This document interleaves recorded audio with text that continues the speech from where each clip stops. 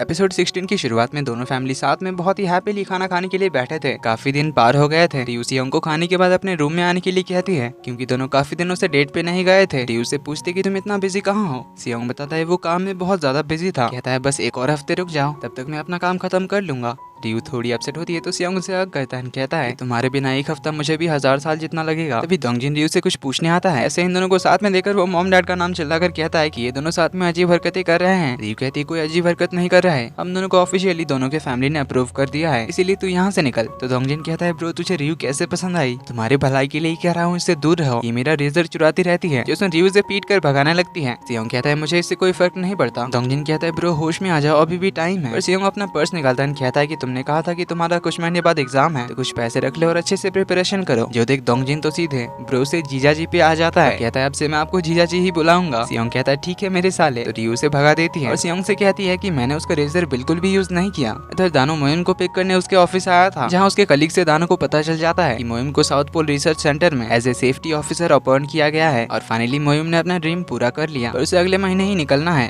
इधर मोइम भी बहुत अपसेट होती है क्योंकि वो समझ नहीं पा रही थी कि वो दानो को इस बारे में कैसे बताए। तो वो चेंज करके नीचे आती है। दानो को देखकर वो बहुत हैप्पी होती है। दानो उसे घर छोड़ देगा कहता है, और मोइम कहती है हम प्रॉपर डेट पे कभी नहीं गए, इसीलिए आज हम डेट पे चलते हैं। तो मोइम उसे अम्यूजमेंट पार्क ले आती है, जहाँ उसे डिस्को पंग पंग राइड पे जाना था, पर दानो को तो इससे काफी डर लग रहा था। जो मोइम नोटिस करती है, इसीलिए कहती है कि हम दूसरे राइड पे चलते हैं, पर दानो कहता नहीं हम इसी पे चलेंगे। तो दोनों आ जाते हैं। दानो कहता है क्या मुझे अपने ग्लासेस उतार देना चाहिए। जो मोइम कहती है कि मैंने तुम्हें बिना ग्लासेस के कभी नहीं देखा। दानो बताता है कि मैं बहुत नियर साइटेड हूँ। मोइम उसका चश्मा निकालती है, पूछती है क्या मैं दिख रही हूँ। दानो कहता है तुम चाहे कितने भी दूर हो मैं तुम्हें पहचान लूंगा। तभी राइड शुरू होने वाली थी। मोइम कहती है डोंट वरी, तुम्हें कुछ नहीं होगा क्योंकि मैं तुम्हारे साथ हूँ। तो दोनों इसके बाद कई सारी राइड्स एंजॉय करते हैं, काफी सारे गेम्स खेलते हैं, हैप्पीली फर्स्ट डेट एंजॉय करते हैं। इधर रियू सियोंग की मम्मी की फ्रेंड उनकी शादी के बारे में सुनकर बहुत ही ज्यादा एक्साइटेड होती है, पर रियू सियोंग के मॉम्स के बीच शादी को लेकर नोकझोंक कंटिन्यू रहती है। इधर दोंगजिन तो पूरा मन लगाकर पढ़ने लग गया था। जो देख लीना तो बहुत इंप्रेस होती है, तो उसे पूछने जाती है कि क्या तुम पढ़ रहे हो। दोंगजिन कहता है हाँ मेरे सर्टिफाइड पर्सनल ट्रेनर एग्जाम कुछ दिनों में आ रहा है। लीना कहती है कि मैं पर्सनल ट्रेनिंग सेशन के लिए साइन अप करना चाहती हूँ, तो मैं इस बारे में किससे बात करूँ। तो दोंगजिन अपने बॉस को बुलाता है, पर लीना तो दोंगजिन पे फिदा हो रही थी। इधर मोइम उनके शॉप के पास से गुजर रही थी, तभी वो नोटिस पड़ती कि यहाँ रिनोवेशन चल रहा है। तो रियू कहती है शायद जिन्होंने ये शॉप लिया है उन्होंने कंस्ट्रक्शन का काम शुरू कर दिया है, इसीलिए वो एक बार अंदर आकर देखती है। तभी उसे मोइम कॉल करती है और उसे अपने साउथ पोल सिलेक्शन के बारे में बताती है। तो रियू सेलिब्रेट करने के लिए केक्स एंड बलून्स वगैरह लेकर आती है। मोइम का मूड ऑफ था क्योंकि वो 7 दिन से ये समझ नहीं पा रही थी कि वो दानो को इस बारे में कैसे बताए। रियू कहती है ऑनेस्टली जाके उससे बता दे, तू ये काम करना चाहती है इसीलिए बस 1 साल वो तुम्हारा वेट करे, 1 साल बाद तो वापस आ ही जाएगी। मोइम कहती है पता नहीं उसे कैसा लगेगा। तभी रियू को सियोंग का कॉल आता है, पर रियू मोइम के साथ रुकना चाहती थी, पर मोइम उसे जाने के लिए कहती है। तो रियू सियोंग को देखकर बहुत ज्यादा हैप्पी होती है। सियोंग भी फाइनली उसे 1 हफ्ते बाद देखकर बहुत ज्यादा हैप्पी होता है। तो दोनों साथ में डिनर करने जाते हैं। इधर रियू की मॉम सियोंग की मॉम को खाना बनाने सिखाने आती है, इसके बदले सियोंग की मॉम उन्हें इंग्लिश बोलना सिखाएगी। अब सियोंग की मॉम को बिल्कुल भी खाना बनाना नहीं आता था, इसलिए रियू की मॉम से उन्हें थोड़ी डांट पड़ती है। तो अब इंग्लिश सिखाने की बारी थी सियोंग की मॉम की, और रियू की मॉम को इंग्लिश नहीं आता था, जिस वजह से अब इनसे रियू की मॉम को थोड़ी डांट पड़ती है। इस तरह दोनों एक दूसरे की हेल्प करने लग जाते हैं। इधर इनके हस्बैंड्स भी अच्छे दोस्त तो बन ही गए थे, मस्त इनकी पार्टी शार्टी भी चलती थी। तो सियोंग के डैड रियू के डैड को एक कैमरा गिफ्ट करते हैं क्योंकि रियू के डैड फोटोग्राफी सीखना चाहते थे, जो सियोंग के डैड उन्हें सिखाने लगते हैं। मोइम दानो के लिए गिफ्ट लेकर आती है। पूछने पर मोइम बताती है कि इसमें टी शर्ट्स हैं, मैंने कहा था ना तुम्हारे लिए टी शर्ट्स खरीद दूंगी। दानो बॉक्स ओपन करता है तो उसमें कपल टी शर्ट्स थे।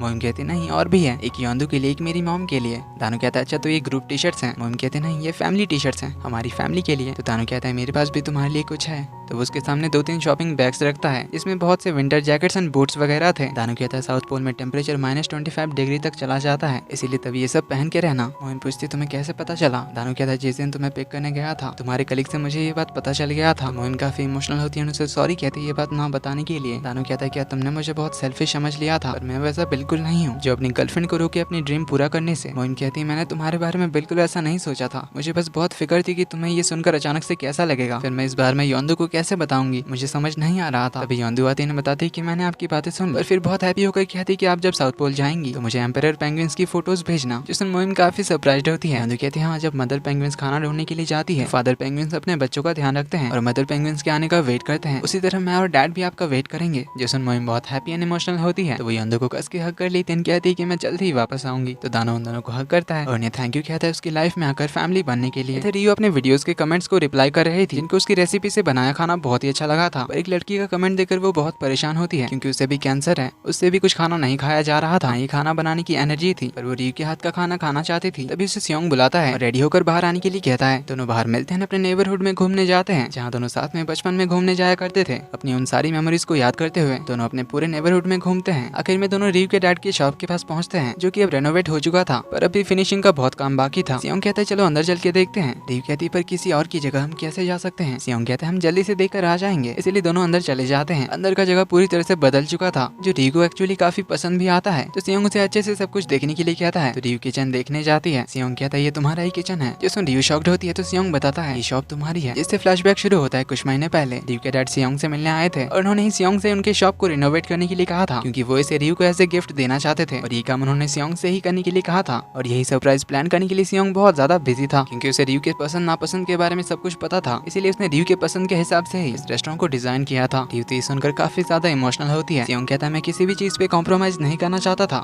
इसीलिए मैं थोड़ा ज्यादा ही बिजी था। तुम यहाँ अपने मन का हेल्दी खाना बना सकती हो और दूसरे को खिला सकती हो, उन्हें कंफर्ट कर सकती हो। तो रियू से थैंक यू कहती है तुमने मेरे रूम को फिक्स किया, फिर मेरे दिल को और अब इस रेस्टोरेंट को भी। तुम बहुत अच्छे हो। सियोंग कहता है अभी तो बस शुरुआत है, अब से तुम जहाँ होगी मैं उस जगह को स्पेशल बना दूंगा। तो दोनों बहुत हैप्पी होते हैं। इधर दोंगजिन का एग्जाम कल था, तो बॉस उसे गुड लक विश करते हैं और उसे अपना चैंपियन टाइटल देकर जाते हैं। तो दोंगजिन उस बेल्ट को पहनकर देखता है, तभी लीना उसे छुप कर देख रही थी। फिर बाहर आकर कहती कि तुम पे ये बहुत सूट कर रहा है। दोंगजिन पूछते तुमने साइन अप कर लिया। लीना कहती है मैंने बाद में साइन अप करने का डिसाइड किया है, जब तुम सर्टिफाइड पर्सनल ट्रेनर बन जाओगे तब तुम मेरे पर्सनल ट्रेनर बनना, क्योंकि तुम एक काफी अच्छे ट्रेनर हो, इसीलिए मैं तुम्हारी पहली क्लाइंट बनूंगी। ये बोलकर मुस्कुराते हुए एक्सरसाइज करने चली जाती है क्योंकि वो दोंगजिन को पसंद करने लगी है। तो दोंगजिन उसकी हेल्प करने जाता है।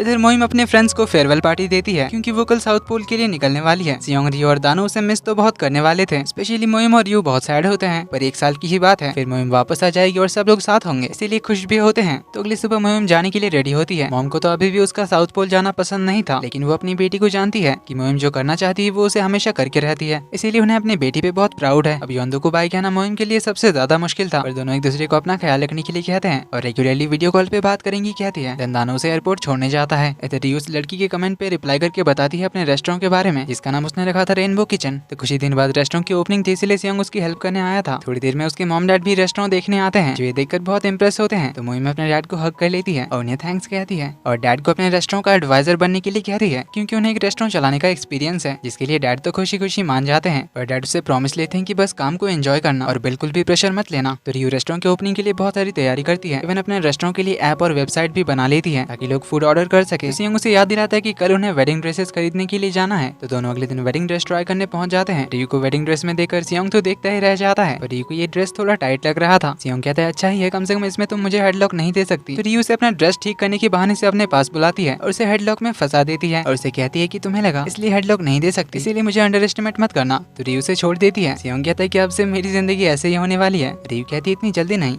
देन उसे कहती है कि क्या हम अपनी शादी को 1 साल के लिए पोस्टपोन कर सकते हैं। सियोंग रीजन पूछता है तो रियो बताती है कि अभी बहुत कुछ करना बाकी है, अभी मुझे रेस्टोरेंट को भी सेटअप करना है, फिर मोइम भी मेरी शादी में नहीं आएगी तो कैसे चलेगा, और सबसे इम्पोर्टेंट हमने जो हमारे 30 साल का रोमांस मिस किया है इन 1 साल में उसे कवर करना है। सियोंग अपसेट तो था, पर रियो के रीजंस भी उसे सही लगे, इसीलिए वो इसके लिए मान जाता है। सियोंग कहता है पर तुम्हें फिर से वेडिंग ड्रेस में देखने के लिए मुझे 1 साल का वेट करना पड़ेगा। रियो कहती है मुझसे ज्यादा कोई और वेडिंग ड्रेस में ज्यादा जचेगी, जो थी सियोंग की मॉम, क्योंकि उनका डिवोर्स पेपर तो सबमिट हो गया था। इसलिए रियो सियोंग के मॉम डैड का फिर से शादी कराने का आइडिया देती है, जो सियोंग को बहुत ही अच्छा लगता है। तो सियोंग के मॉम डैड की शादी का दिन आ जाता है। सियोंग, रियो और बाकी सभी लोग बहुत ही ज्यादा खुश होते हैं। उनकी सारी फ्रेंड्स भी वेडिंग अटेंड करते हैं। सभी लोगों को इतना ज्यादा खुश देखकर रियो कहती है कि ये लोग 57 साल के तो बिल्कुल भी नहीं लगते। तो सियोंग उससे थैंक यू कहता है क्योंकि रियो के आइडिया की वजह से ही आज सब लोग बहुत खुश हैं। रियो कहती है तुम्हें अभी अपनी मॉम के साथ होना चाहिए था। सियोंग कहता है कि अब तक तो मैं अपनी मॉम का ही बेटा था, पर अब टाइम है तुम्हारा लाइफ पार्टनर बनने का। उसे गले लगाकर कहता है कि 30 साल की रोमांस को कवर करने के लिए हमारे पास वेस्ट करने को बिल्कुल भी टाइम नहीं है। तो दोनों किस करते हैं। रियो कहती है मेरा एक और ड्रीम है कि हमारी पेरेंट्स की तरह तुम्हारे साथ लाइफ लॉन्ग साथ रहना चाहती हूँ। सियोंग कहता है क्या तुमने ये अभी सोचा? मैं तो कब से यही महसूस करता हूँ। रियो कहती है नहीं, शायद तुमसे पहले मैंने ये महसूस किया है। याद करूँ तो मेरा बचपन का सबसे पहला ड्रीम यही था कि मैं लाइफ टाइम तुम्हारा ख्याल रखूंगी। सियोंग कहता है मैं भी। एंड दोनों किस करते हैं और अपनी फैमिलीज को देकर हैप्पी होते हैं। तो इसी तरह 6 महीने बीत जाते हैं। सियोंग सियोल का पब्लिक आर्किटेक्ट बन गया था, जो अब बहुत बड़े बड़े प्रोजेक्ट हैंडल करता है। वहीं रियो 6 महीने में ही बहुत ही ज्यादा पॉपुलर हो गई थी। उसका रेस्टोरेंट बहुत ही ज्यादा चल रहा था क्योंकि उसका हेल्दी फूड सभी को बहुत ही ज्यादा पसंद था। पर रियू सेयोंग के मॉम के बीच बहस नहीं रुकी, लेकिन अब दोनों ने पार्टी बदल ली थी। रियू की मॉम अपने सन इन लॉ की तारीफ करते नहीं थकती और सेयोंग की मॉम अपनी डॉटर इन लॉ की तारीफ करते नहीं थकती। डोंगजिन एक सर्टिफाइड पर्सनल ट्रेनर बन गया था जो लीना को ट्रेन करता है, पर वो थोड़ा ज्यादा ही स्ट्रिक्ट और डिसिप्लिन हो गया था। पर इनकी भी लव स्टोरी शुरू होने ही लगी थी। इसी तरह और कुछ महीने बीत जाते हैं। इधर साउथ पोल में एक मीटिंग खत्म करने के बाद यंदू को वीडियो कॉल करती है। दोनों मोइम के रूम में ही थे। यंदू बताती है कि मैं तो यहीं रहती हूँ, कल मैं ग्रैंड माँ के साथ ही सोई थी। दानो बताता है कि मॉम का कहना है कि अलग अलग घर में रहने का कोई मतलब नहीं बनता, इसीलिए वो घर मार्केट में डाल रही है। मोइम कहती है मतलब तुम लोग एक रियल फैमिली बन गए हो मेरे बिना ही, और मैं तुम लोगों को यहाँ बहुत मिस कर रही हूँ। यंदू कहती है मैं भी, और इसीलिए मैं आपको एक बहुत बड़ा गिफ्ट भेजने वाली हूँ, और वो गिफ्ट है मेरे डैड। दानो बताता है कि मैं अगले महीने तुमसे मिलने आ रहा हूँ। साउथ पोल में वर्किंग एक्सपीरियंस का आर्टिकल लिखने का परमिशन मुझे मिल गया है, जो सुन मोइम बहुत ही ज्यादा खुश होती है। इधर रियू के रेस्टोरेंट में जो लोग खाने के लिए आते हैं वो उन्हें अपना रेसिपी भी देती है ताकि वो लोग घर पे भी हेल्दी फूड खा सके। इधर सियोंग लगा हुआ था अपने और रियू के ड्रीम होम को डिजाइन करने में। सियोंग की मॉम ने अपने 30 साल के डिप्लोमेटिक करियर के बारे में एक बुक लिखी थी जिसको उन्होंने पब्लिश कर दिया था। वहीं रियू की मॉम ने अपने टाउन के बच्चों के लिए फेरी टेल क्लासेस ऑर्गेनाइज कर दी है और अब दोनों ने बेसिक इंग्लिश भी सीख लिया है। इधर रियू को उस लड़की का रिप्लाई आता है जिसे कैंसर था और वो इस वजह से खाना नहीं बना सकती थी, तो वो बताती है कि आज वो उसके रेस्टोरेंट में आई थी और उसे रियू के हाथ का खाना बहुत ही अच्छा लगा। आज फाइनली कैंसर से फाइट करके वो रियू के रेस्टोरेंट में खाना खाने आई थी। रियू के फूड से उसे काफी कंफर्ट और एनकरेजमेंट मिली। रेसिपी लेते टाइम वो रियू को बताना चाहती थी पर वो थोड़ी शाय थी इसीलिए नहीं बोल पाई, जो पर रियू काफी इमोशनल होती है। अभी उसे सियोंग कॉल करता है तो वो जल्दी से रेस्टोरेंट बंद करके उसे मिलने जाती है। पहुंचते ही उसे सॉरी कहते उसे इतना वेट कराने के लिए। सियोंग कहता है 45 मिनट से वेट कर रहा हूँ, पता है ना आज कितना इंपॉर्टेंट दिन है। रियू फिर से सॉरी कहती है पर सियोंग थोड़ा नाराज होता है तो रियू कहती है कि तुम आजकल बदल गए हो, पहले तो कभी भी तुम मुझ पे गुस्सा नहीं करते थे और आजकल लेट होने से नाराज हो रहे हो और मुझे सुना रहे हो। सियोंग कहता है मैं तो बस पूछ रहा था, हमारा प्लान पहले से ही बनाया हुआ था ना, कितना इंपॉर्टेंट दिन है जानती हो ना। तो रियू भी अब चिढ़ के कहती है कि तो अकेले चले जाते, आखिर तुम्हें तो इन सब के एक्सपर्ट हो, मेरा वहाँ क्या काम, तुम्हें जो करना है करते। जो सुन अब सियोंग भी चिढ़ जाता है, कहता है कि क्या मतलब, क्या हमारे घर को पहली बार देखने के लिए तुम्हें कोई इंटरेस्ट नहीं है। तो उसी तरह थोड़ा नोक-झोंक चलता है इनमें, पर फिर दोनों को रियलाइज होता है। तो सियोंग कहता है कि क्या हम इस वक्त लड़ रहे हैं। रियू कहती है लगता तो यही है। सियोंग कहता है चलो फिर कुछ रूल्स बनाते हैं। रियू कहती है जब भी हम ऐसे आर्ग्यू करेंगे तो एक दूसरे का हाथ होल्ड कर लेंगे और झगड़ा बंद करने तक नहीं छोड़ेंगे। इसके बाद बात करते हुए हम हर सेंटेंस के बाद एक दूसरे को हनी कहकर बुलाएंगे। सियोंग कहता है एक और बात है, हमारे घर में सिर्फ एक ही बेड होगा, क्वीन साइज का, ताकि जो भी हो जाए, चाहे झगड़ा हो या कुछ भी, हम उसी बेड पे साथ सोएंगे। तो इसी तरह बात करते हुए दोनों के बीच सब कुछ ठीक भी हो जाता है। रियू कॉन्ट्रैक्टर को कॉल करने के लिए कहती है ताकि दोनों जल्दी से अपना घर देखने जा सके। तो सियोंग कॉल करता है, बताता है कि हम लोग आ रहे हैं। तो दोनों हैप्पीली अपना घर देखने चले जाते हैं और इसी हैप्पी एंडिंग के साथ इस ड्रामा का एंड यहीं पे हो जाता है। आई नो दूसरे सारे हैप्पी एंडिंग के ड्रामास की तरह इनकी शादी होते हुए नहीं दिखाया, बट अब सभी लोग साथ हैं इसलिए शादी तो होना ही है और सब लोग खुश हैं। इससे बड़ी हैप्पी एंडिंग और क्या हो सकती है। मिलते हैं ऐसे ही एक और ड्रामा के साथ, तब तक के लिए take care and bye bye.